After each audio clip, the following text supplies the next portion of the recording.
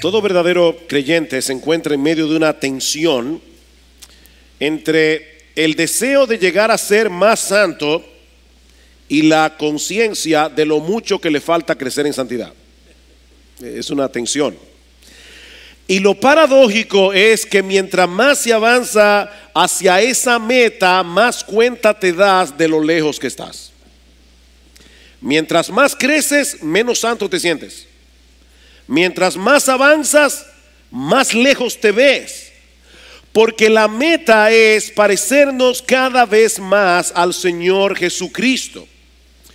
Él es tan glorioso en su carácter que en la medida en que crecemos en el conocimiento de Él, más cuenta nos damos de lo mucho que nos falta para ser como Él.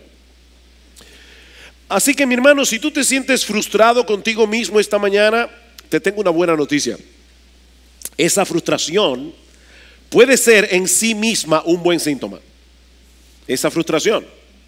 Porque por lo menos está revelando el anhelo que tú tienes de ser más como Jesús. Esa frustración puede ser un síntoma de santidad. Ahora, el problema con esto es que si un cristiano no aprende a manejar esa frustración en una forma apropiada, puede suceder una de dos cosas. O que se sienta tentado a tirar la toalla porque él se ve a sí mismo como uno de esos hámster que están corriendo en un carrusel y por más rápido que se muevan no van a ningún sitio. Y te puedes sentir tentado a tirar la toalla. Pero también puede ser que caigas en la trampa de tratar de avanzar más rápido valiéndote de mecanismos que son inadecuados. Yo creo que esa es una de las razones por la que muchos creyentes caen en el legalismo. Ellos procuran crecer en santidad apegándose a un conjunto de reglas, a un conjunto de leyes que en la mayoría de los casos terminan frustrándote más, causándote más frustración. Y lo que yo quiero que veamos en esta mañana, continuando con el tema que comenzamos a ver hace unas semanas atrás y lamentando, hermanos, que todavía nos estamos apartando de la serie expositiva en el Evangelio de Marcos, lo que quiero que veamos es el proceso diseñado por Dios para santificar a los creyentes a la luz del texto que leímos en 2 Corintios capítulo 3 versículo 18. Les pido por favor que vayan de nuevo a la segunda carta de Pablo a los Corintios. Segunda a los Corintios capítulo 3 y vamos a leer únicamente el versículo 18. Dice Pablo: pero nosotros todos con el rostro descubierto, contemplando como en un espejo la gloria del Señor, estamos siendo transformados en la misma imagen de gloria en gloria como por el Señor el Espíritu. Ahora, antes de pasar a estudiar el texto en sí mismo, es extremadamente importante que lo veamos en el contexto de la enseñanza de todo el capítulo 3 de la segunda carta a los Corintios, donde Pablo nos está presentando la superioridad del nuevo pacto en contraste con el antiguo pacto. Y para aquellos que nos visitan en esta mañana, el antiguo pacto es el que Dios hizo con su pueblo Israel.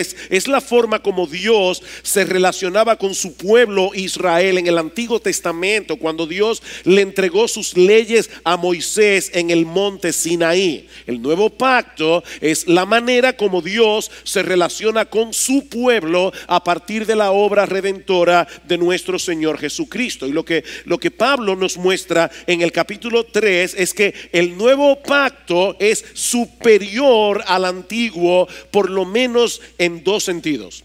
En primer lugar, porque el antiguo pacto era un ministerio de condenación, era un ministerio de muerte, no de salvación. Es en ese sentido que en el versículo 6, hablando de la suficiencia que nosotros tenemos en Dios para llevar a cabo la obra del nuevo pacto, como ministros del nuevo pacto, Pablo contrasta el uno con el otro, diciendo que ese nuevo pacto no es el de la letra, sino del espíritu, porque la letra mata, pero el espíritu da vida.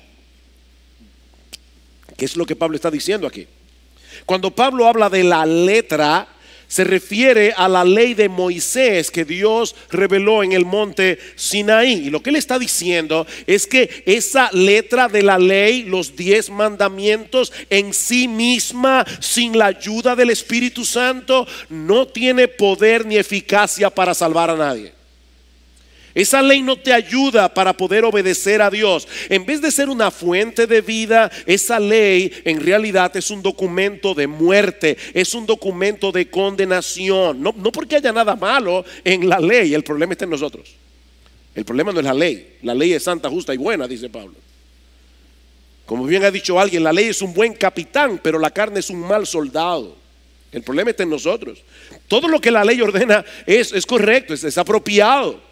Pero nuestra naturaleza pecaminosa se resiste a obedecer la ley. Y esa ley en sí misma no nos provee ningún recurso para resolver ese problema, para resolver esa indisposición, esa rebeldía del corazón. Piensen en la ley de Dios como esos letreros que están en la carretera, que nos muestran, por ejemplo, cómo llegar a Santiago. Bueno, la información es clara, la información es precisa, pero si te encaramas en el letrero no vas a llegar a ningún sitio. El letrero simplemente te dice cómo llegar, pero no te ayuda a llegar, no te lleva a Santiago. Bueno, es ahí precisamente, mis hermanos, donde entra en juego la obra del Espíritu en el nuevo pacto. El Espíritu Santo no solo imparte nueva vida en el corazón del pecador, sino que también nos provee todos los recursos que necesitamos para poder obedecer a Dios, no perfectamente, pero sí sinceramente. Así que el nuevo pacto es superior, es un pacto de vida, es un pacto de salvación, no como el antiguo que era un pacto de condenación. Pero el nuevo pacto también es superior al antiguo porque muestra claramente lo que en el antiguo estaba en una forma velada.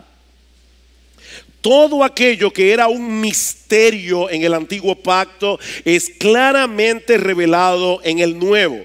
Particularmente todo lo relacionado con la persona y la obra de nuestro Señor Jesucristo. Los creyentes en el antiguo pacto sabían que Dios iba a enviar a un Salvador, porque los profetas lo habían dicho.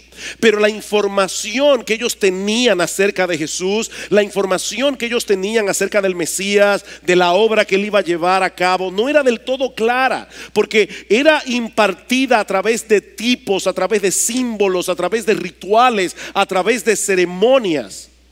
Ahora, como la gloria de Dios se revela a través de Cristo, lo que Pablo nos dice a partir del versículo 7 es que si el antiguo pacto tuvo gloria, porque la tuvo, esa gloria es mucho más brillante en el nuevo.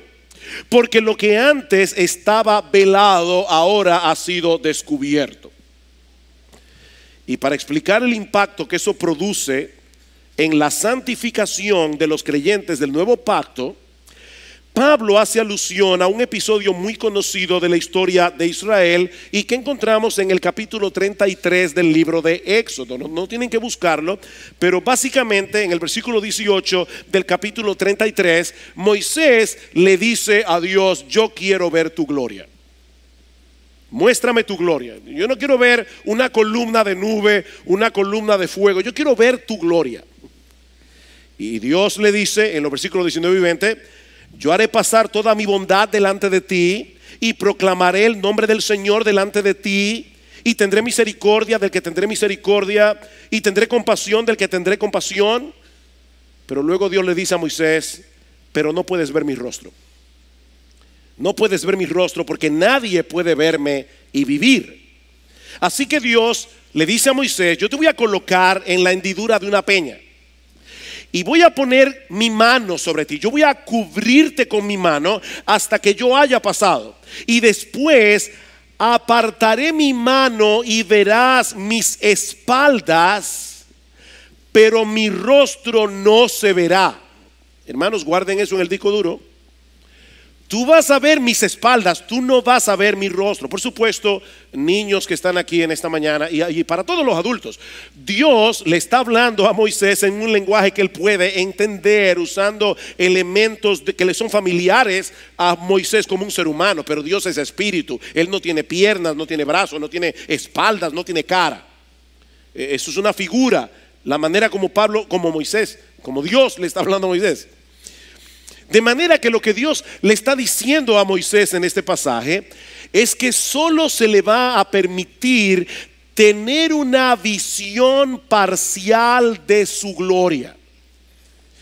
Pero ¿saben, mis hermanos, qué sucedió cuando Moisés tuvo un encuentro con esa visión parcial de la gloria de Dios? Dice en Éxodo capítulo 34, versículo 29, que la piel de su rostro resplandecía. Así que Moisés tuvo que ponerse un velo sobre la cara, porque los hijos de Israel le tenían miedo. Los hijos de Israel tenían temor de acercarse a Moisés. Sin embargo, esa gloria que se reflejaba en la piel de Moisés no duraba mucho tiempo. Era como cuando tú tomas un suntán, que vas a la playa y te tomas, ahora se me fue la palabra en español increíble, un bronceado. Es como cuando tú tomas un bronceado, eso a la larga va a pasar, eso no dura para siempre. Bien, eso mismo pasaba con la brillantez de Moisés. Su rostro brillaba por un tiempo, pero se desvanecía con el tiempo, con el paso de los días, mientras que la gloria del nuevo pacto es permanente. Noten una vez más, 2 Corintios capítulo 3, versículo 7. Y si el ministerio de muerte grabado con letras en piedras fue con gloria, de tal manera que los hijos de Israel no podían fijar la vista en el rostro de Moisés por causa de la gloria de su rostro que se desvanecía, ¿cómo no será aún con más gloria el ministerio del Espíritu? Versículo 11. Porque si lo que se desvanece fue con gloria, mucho más es con gloria lo que permanece. El brillo de la gloria de Dios en el nuevo pacto. Por otro lado, Moisés tenía que ponerse un velo sobre su rostro porque los hijos de Israel no soportaban el brillo de su gloria, lo llenaba de temor.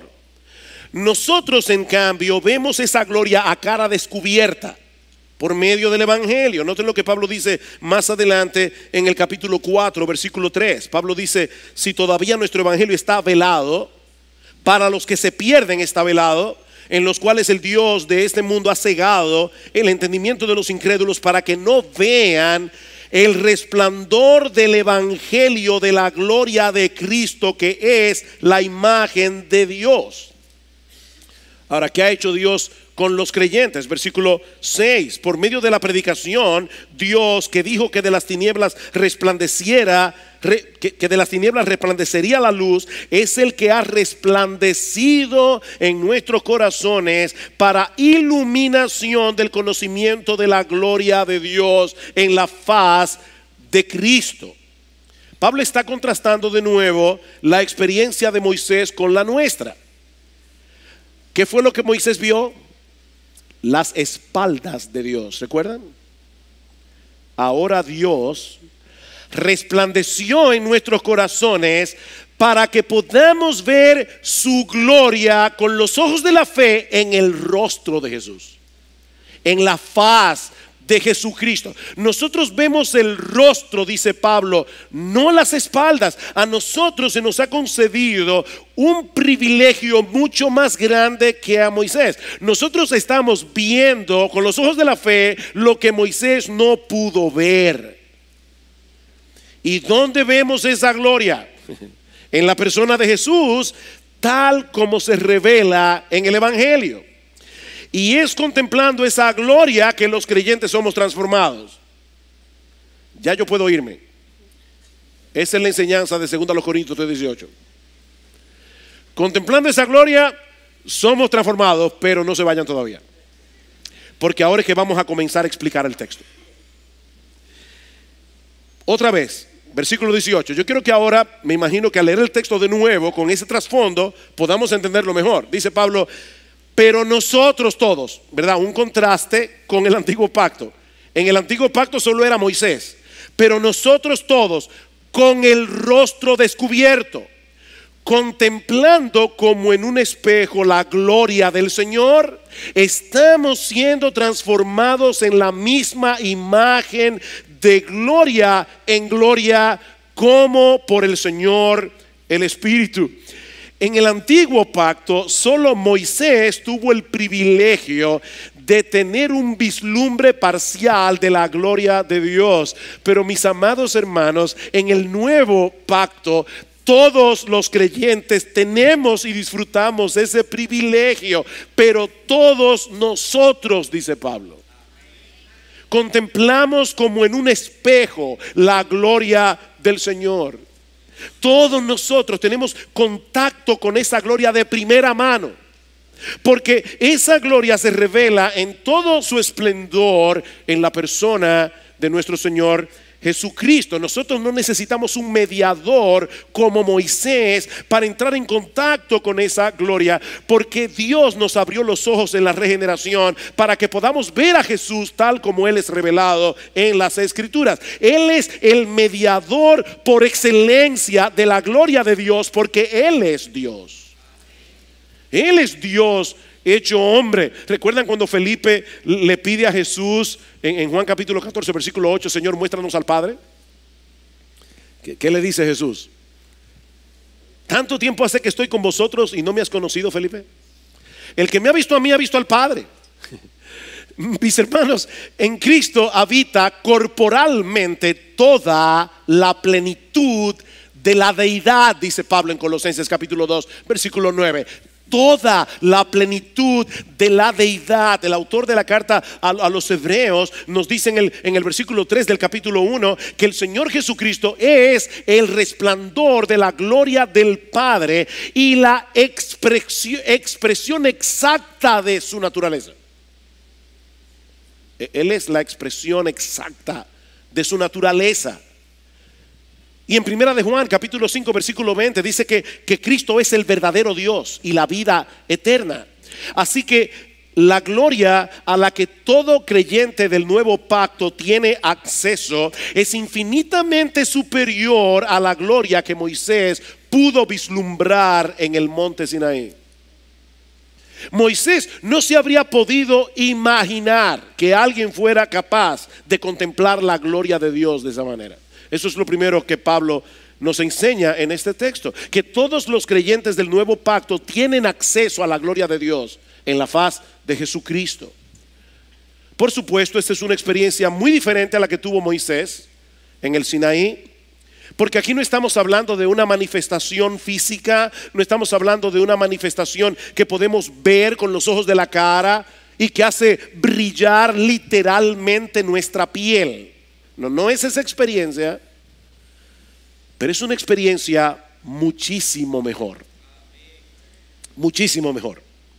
Porque es la gloria que nosotros podemos vislumbrar con los ojos de la fe al creer en todo lo que Dios ha revelado en el Nuevo Testamento acerca de la persona y la obra de nuestro Señor Jesucristo. Es por eso, mis hermanos, que el diablo pone tanto empeño en que el incrédulo no se exponga al Evangelio. Tanto empeño en mantener el velo de incredulidad en el corazón de los hombres. ¿Para qué? Dice Pablo en 2 Corintios 4, para que no puedan ver el resplandor del evangelio de la gloria de Cristo, que es la imagen de Dios. Eso es lo que el diablo no quiere que veamos. El resplandor del evangelio de la gloria de Cristo, que es la imagen de Dios. Esa gloria se ve en el evangelio. En otro lugar, en Efesios capítulo 3 versículo 8, Pablo le llama el evangelio de las inescrutables riquezas de Cristo. Me encanta eso. El evangelio de las inescrutables riquezas de Cristo. Cristo es el cofre de tesoro de Dios, lleno de riquezas incalculables que jamás podremos comprender plenamente. Sin embargo, mucha gente no quiere a Jesús porque no ven nada de eso en Él. Dios tiene que iluminar nuestro entendimiento para quitarnos la ceguera que nos impide ver todo eso en la persona de Jesús. Y eso es lo que Pablo dice en el versículo 6 del capítulo 4. Y Dios que mandó que de las tinieblas resplandeciera la luz, es el que resplandeció en vuestros corazones. Cuando Dios en Génesis capítulo 1 dijo sea la luz fue hecha. Cuando el evangelio de Cristo está siendo predicado y el Señor viene a tu corazón y de repente dice sea la luz, repentinamente comenzamos a ver lo que antes no veíamos. Que nuestro Señor Jesucristo posee una hermosura y una gloria que opaca completamente el brillo de cualquier cosa de este mundo. Pero ahora noten algo importante. Ese proceso de transformación que se inicia cuando Dios nos quita el velo para que podamos ver la gloria de Cristo revelada en el Evangelio, ese proceso continuará avanzando exactamente como empezó, a través de la contemplación de esa gloria.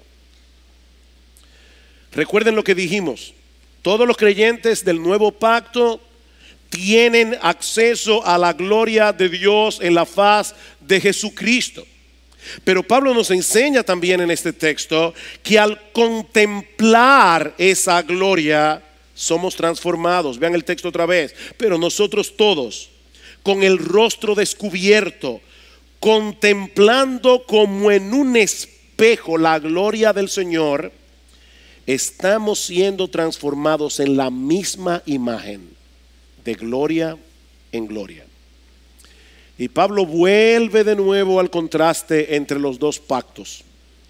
Los israelitas del antiguo pacto veían esa gloria a través de ¿qué? A través del reflejo velado en el rostro de Moisés. Pero los creyentes del nuevo pacto tienen el privilegio de ver esa gloria como en un espejo. ¿Qué significa eso? Pero yo creo que la idea que Pablo quiere comunicar es que se trata de una contemplación más intensa y más personal, más directa. En Santiago capítulo 1 versículo 23 se habla del hombre que observa su rostro en un espejo. ¿Recuerdan ese texto?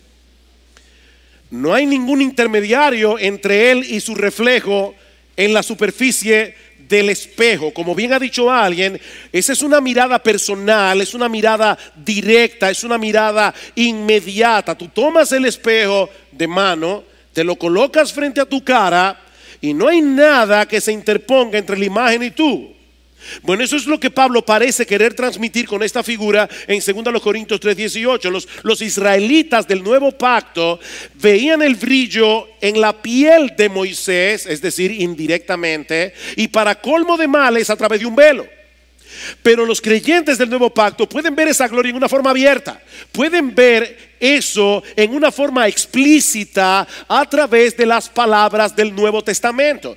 Nosotros no tenemos, mis amados hermanos, que estar interpretando qué significan esos rituales, qué significan esas ceremonias del Antiguo Testamento, el mobiliario del tabernáculo, para tratar de discernir lo que todo eso nos enseña acerca de Cristo, lo que todo eso nos enseña acerca de la obra de Cristo. No, hermanos, nosotros vamos al Nuevo Testamento y allí se nos revela claramente quién es Jesús.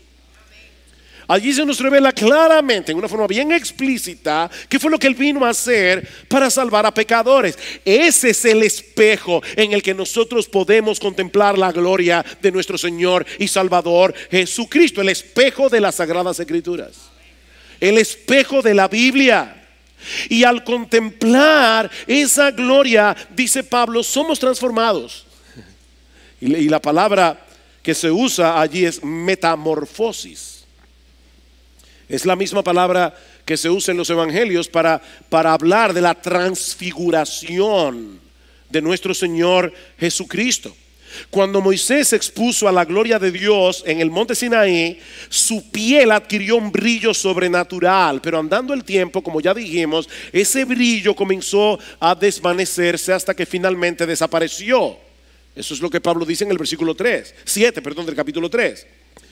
Pero la transformación que ocurre en los creyentes del nuevo pacto, mientras contemplan la gloria del Señor Jesucristo en las páginas de las Escrituras, es muy diferente. No se trata de un brillo externo, es un cambio que se produce en nuestro interior, de adentro hacia afuera. Es una transformación, es una metamorfosis, es un cambio en el asiento mismo de nuestra personalidad.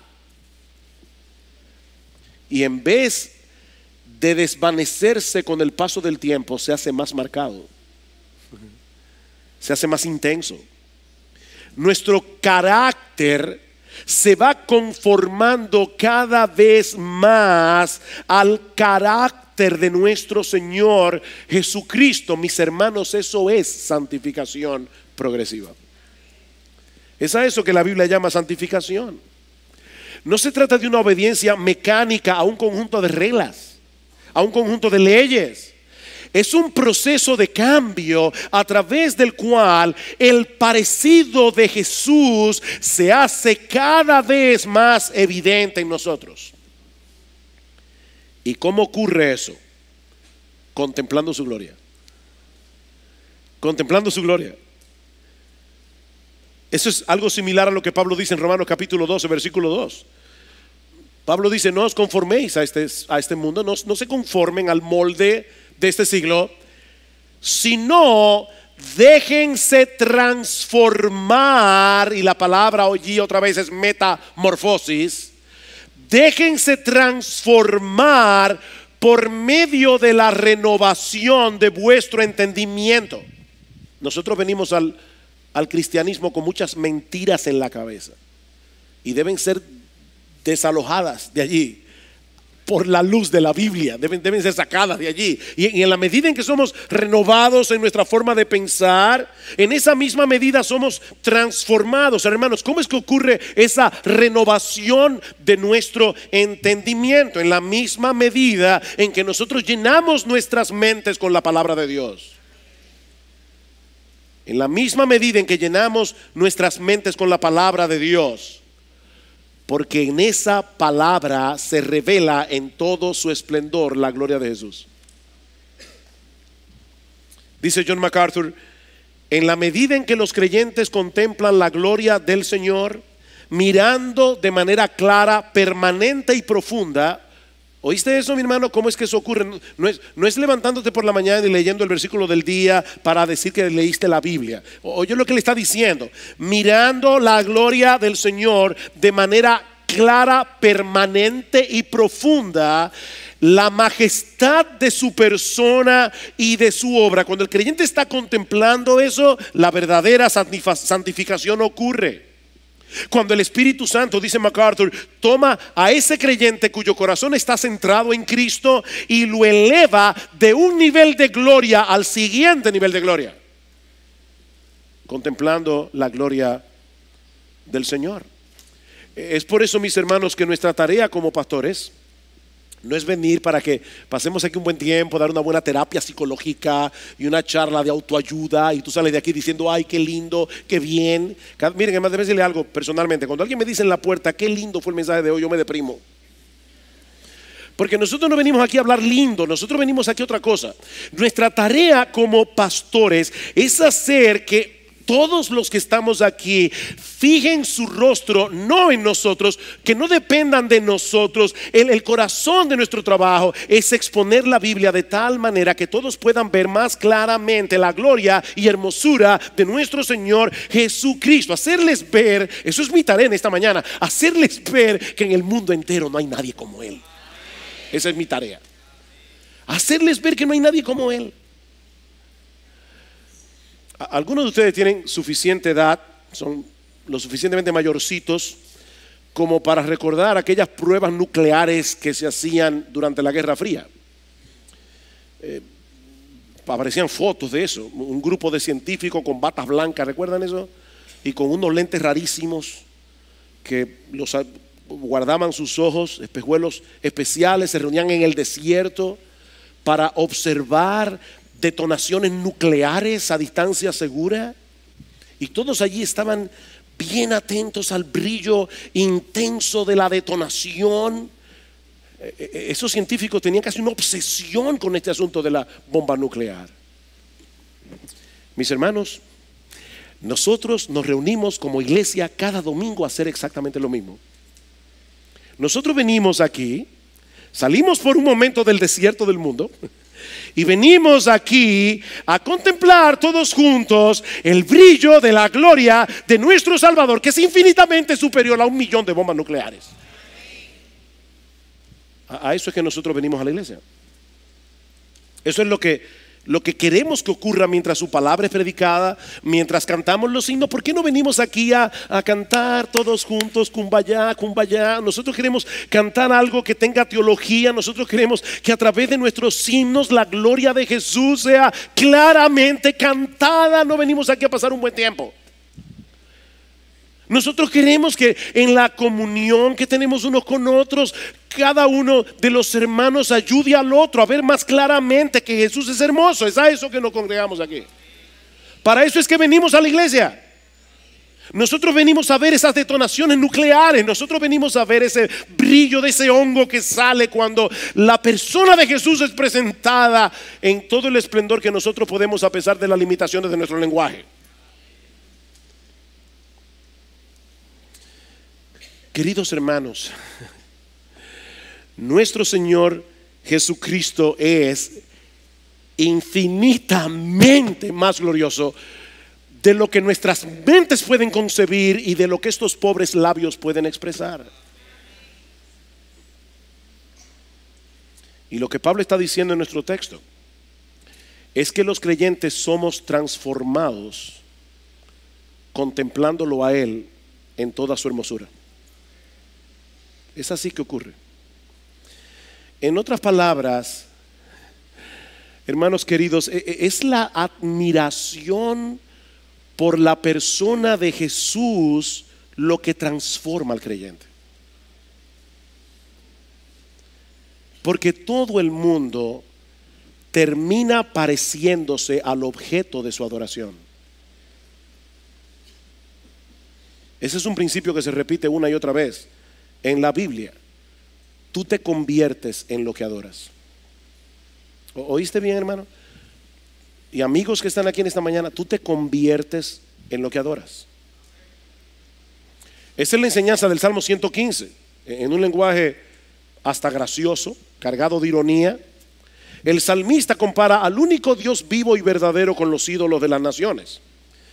Y dice a partir del versículo 4: los ídolos de ellos son plata y oro, obra de manos de hombre. Él acaba de decir: nuestro Dios hizo los cielos y la tierra. Él hizo los cielos y la tierra. Estos ídolos son hechos por manos humanas. Esto es absurdo. Los hombres hacen un ídolo y luego lo adoran. Tienen boca y no hablan, tienen ojos y no ven, tienen oídos y no oyen, tienen nariz y no huelen, tienen manos y no palpan, tienen pies y no caminan, no emiten sonido alguno con sus gargantas. En otras palabras, lo que el salmista está diciendo aquí es: son completamente inútiles. Pero ahora escuchen lo que sigue diciendo el versículo 8: se volverán como ellos los que los hacen y todos los que en ellos confían.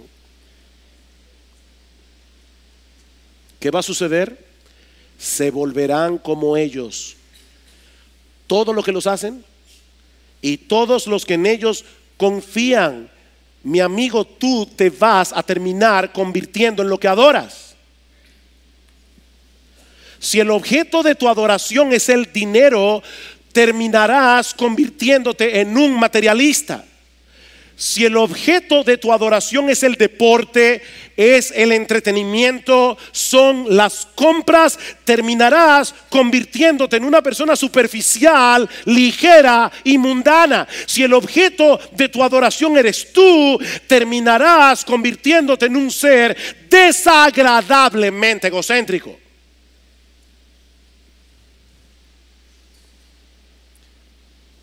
Pero si Cristo es el objeto de tu adoración, poco a poco serás transformado a su semejanza. Y mira, es muy posible que tú no puedas percibir que estás cambiando. Porque es algo que ocurre gradualmente, de un grado de gloria a otro grado de gloria, dice Pablo. Es muy sutil, poco a poco, pero el cambio se va a producir con toda seguridad. De hecho, mis hermanos, lo que va a ocurrir cuando todos nosotros lleguemos al cielo es que vamos a contemplar la gloria de Jesús como nunca antes la habíamos visto. Y cuando nosotros veamos esa gloria de esa forma, inmediatamente seremos transformados en su imagen. Ver a Cristo en el cielo nos va a transformar por completo. Va a terminar el trabajo. Eso es lo que dice Juan. Amados, ahora somos hijos de Dios y aún no se ha manifestado lo que hemos de ser, pero sabemos que cuando Él se manifieste seremos semejantes a Él, porque le veremos tal como Él es. Ahora Juan termina diciendo: todo aquel que tiene esta esperanza en Él se purifica a sí mismo, así como Él es puro. Esa esperanza de que seremos como Jesús actúa en nosotros aquí y ahora. Así que, mi hermano, la solución para tu crecimiento espiritual no consiste en ponerte más reglas, no consiste en hacer más resoluciones y más promesas. Y no es que hay nada malo en ninguna de esas cosas en sí misma, pero eso no funciona si no te dedicas a contemplar a Jesús con admiración en las páginas de la Biblia. Eso no funciona. Mira, mi hermano, cuando el mundo nos presenta sus tentadoras ofertas, todas nuestras resoluciones, todas nuestras promesas comienzan a tambalear. ¿No es así? ¿O ustedes son diferentes a mí? Por lo menos las mías comienzan a tambalear. A menos que contemplemos esas ofertas a la luz de la hermosura de Jesús, a la luz de la gloria del Señor. Es entonces y solo entonces cuando nos damos cuenta de que no vale la pena cambiar una cosa por la otra. No vale la pena. Así que, mi hermano, tú quieres de verdad tener victoria sobre el pecado. Tú quieres seguir avanzando en tu proceso de transformación, en tu madurez. Tienes que mirar a Jesús, tienes que contemplar, tienes que saborear, tienes que deleitarte, tienes que atesorar su gloria. Corremos la carrera con los ojos puestos en Jesús. Pablo dice en 2 Corintios capítulo 4 versículo 16: por tanto no desmayamos, antes bien, aunque nuestro hombre exterior se va decayendo, sin embargo nuestro hombre interior se renueva de día en día, pues esta aflicción leve y pasajera nos produce un eterno y peso de gloria que sobrepasa toda comparación al poner nuestra vista en las cosas que se ven, no al poner nuestra vista en las cosas que se ven, sino en las que no se ven. Porque las cosas que se ven son temporales, las que no se ven son eternas. ¿En qué tú estás poniendo tus ojos? Porque si son cosas temporales, terminarás convirtiéndote en el ídolo que estás adorando. Hermanos, en la misma medida en que nosotros contemplamos con admiración la gloria de Cristo desplegada en las Escrituras y en el plan de redención que allí se revela, en esa misma medida el Espíritu Santo impactará nuestras almas con esa gloria para transformarnos de gloria en la misma imagen. No hay atajos aquí. No hay atajos aquí. Tenemos que sumergirnos en la palabra para ver la gloria de Cristo. Y es viendo esa gloria que el Espíritu Santo obra en nosotros para ser transformados de gloria en gloria. Hay algo interesante en esa historia de Moisés que encontramos en Éxodo capítulo 33. ¿Qué fue lo que Moisés le pidió a Dios? Que quería ver su gloria. En otras palabras, yo no quiero una manifestación de tu gloria, yo quiero ver tu gloria. Yo quiero verte a ti. Muéstrame quién eres tú. Muéstrame tu esencia divina. Dios le dice: no, Moisés, yo voy a proclamar con palabras delante de ti quién soy yo. Moisés: no, pero es que yo quiero verte. Dios: no, Moisés, eso es imposible. Tendrás que contentarte con escucharme. Ustedes se dan cuenta, hermano, lo que está pasando aquí. Moisés quería ver. Moisés quería ver, pero Dios en su infinita sabiduría le dio lo que él necesitaba para alimentar su fe. Le dio palabras. Palabras. Eso tenía que ser suficiente para Moisés y eso tiene que ser suficiente para ti y para mí. Nosotros tenemos comunión con un Dios que se comunica con nosotros a través de palabras. Pero ¿saben qué? Y ahora viene la parte más fantástica de todo eso. Este Dios que se comunica con nosotros a través de palabra dejó reservada para el final su palabra más especial. En el principio era el verbo era con Dios, el verbo era Dios, este era en el principio con Dios, todas las cosas por él fueron hechas y sin él nada de lo que ha sido hecho fue hecho. Los judíos estaban muy familiarizados con esa palabra verbo, la palabra griega logos, porque ellos sabían que ese término que se traduce también palabras se asociaba normalmente en el Antiguo Testamento con el Señor, con Jehová. Vino palabra del Señor al profeta tal o cual. ¿Qué es lo que hacen las palabras? Las palabras comunican, las palabras transmiten ideas, nos revelan los pensamientos de los demás, nos deja ver qué es lo que cada uno está pensando. Lo que Juan nos está diciendo en su evangelio es que todo lo que Dios quiere expresarnos acerca de sí mismo vino al mundo en forma humana.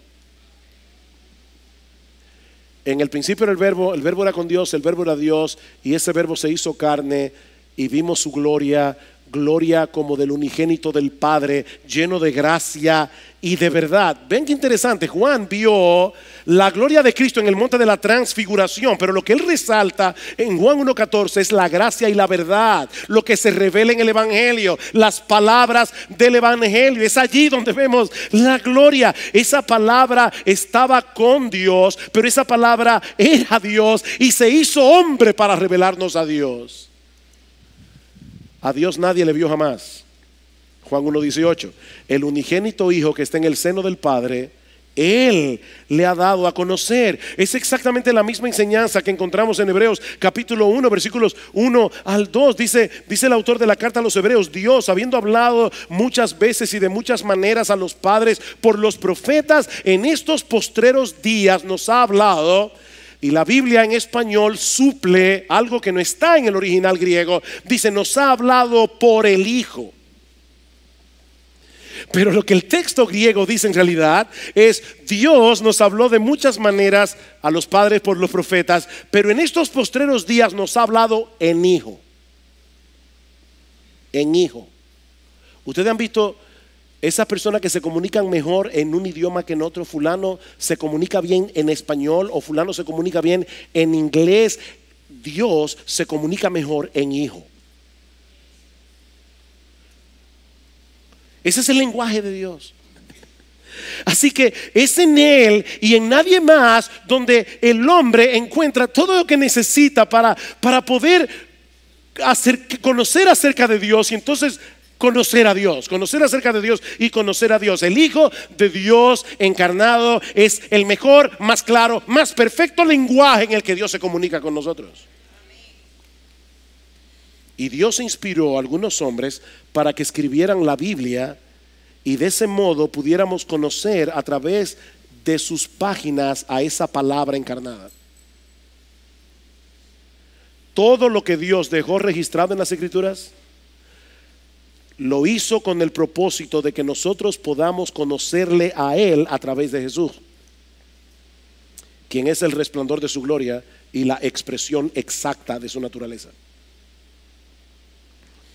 Así que, hermanos, la razón por la que debemos leer continuamente nuestra Biblia es porque es allí y no en ningún otro lugar donde nosotros podremos contemplar la gloria de nuestro Señor y alcanzar un entendimiento cada vez más claro y profundo de la gran salvación que nosotros disfrutamos en Él. Querido hermano, querida hermana, ¿tú quieres ser transformado, transformada? ¿Tú quieres seguir creciendo en tu camino de santidad? Contempla esa gloria. Medita en esa gloria. Saborea esa gloria. Deleítate en esa gloria.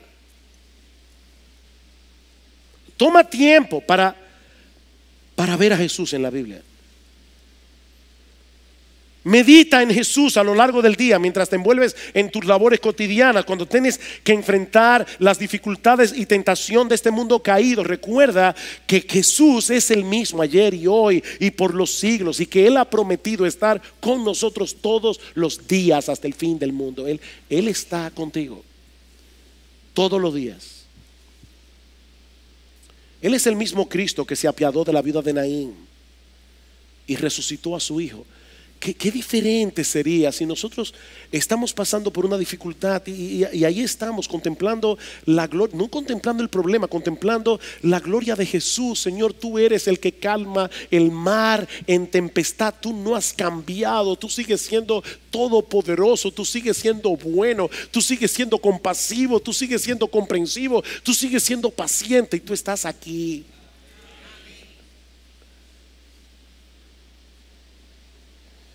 Cuando ponemos a ese Jesús delante de nuestros ojos todo el tiempo, no importa qué tan atractiva pueda ser cualquier oferta de este mundo, todo palidece ante el brillo de su gloria.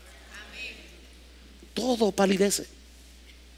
Recuerda, mi hermano, Dios te abrió los ojos para que tú puedas ver esa gloria, y viendo esa gloria seas transformado en la misma imagen. Pero es probable que haya alguno aquí que no sea cristiano. O es probable que haya alguno aquí que ni siquiera sepa lo que es. Alguien que no está seguro dónde está parado, cuál es su relación con el Señor realmente. Mi amigo, si ese es tu caso, yo te tengo una buena noticia. Tanto si eres un incrédulo que no te has convertido al Señor, como si eres una persona confundida que no sabes si eres creyente o no, el remedio que necesitas es exactamente el mismo: venir a Cristo en arrepentimiento y fe para contemplar su gloria con los ojos de la fe. ¿Sabes cuál es el problema? Y yo he visto mucho eso hablando a veces con los jóvenes en la iglesia, jóvenes que tienen años viniendo a la iglesia con sus padres. ¿Saben cuál es el problema? Que algunos quieren mantenerse aferrados a la cuerda que los ata al mundo y recibir al mismo tiempo los beneficios del cristianismo. Es como si la mano de Cristo estuviera a 1 metro de distancia. Ellos tienen el mundo agarrado con la soga y quieren acercarse lo más que pueda, pero no le da. Y dicen: yo quiero, si tú quieres, pero también quieres lo otro.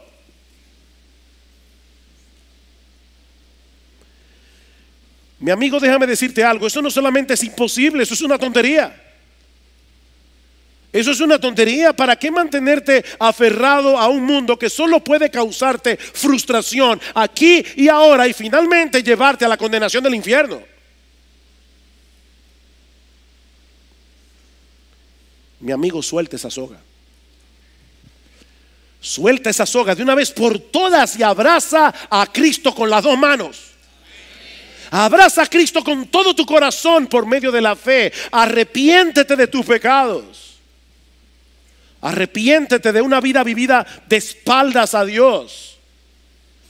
Y en dependencia del Espíritu Santo, toma la determinación hoy, aquí y ahora, de obtener de pura gracia esa perla de gran precio, aunque eso signifique para ti perderlo todo.